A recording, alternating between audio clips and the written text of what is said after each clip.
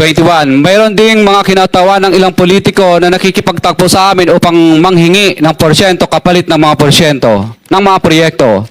Ang mga porsyentong ito ay 25% ay ipinipilit sa amin bilang karaniwang kalakaran na wala akong kakainang tanggihan.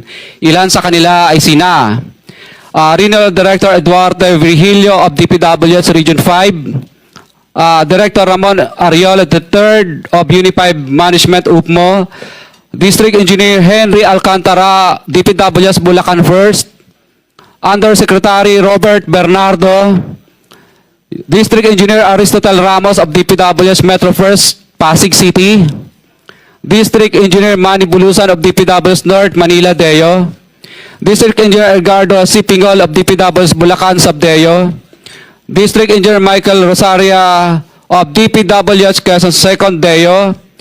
Karamihan sa mga kawani ng DPWH na nabanggit sa itaas ay paulit-ulit na binabanggit ang delivery ng pera ay para sa kaisaldi ko na dapat at least 25%.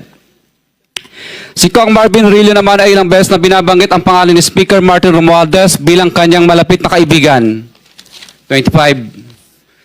Sa tuwing umiinom kami sa Wine Story, sa BGC at sa Shangri-La Mall, sinasabi pa ni Kong Rillo na lahat ng kanyang request para sa pondo ay galing pa mismo sa unprogrammed funds at insertion na inaaprubahan ni Speaker.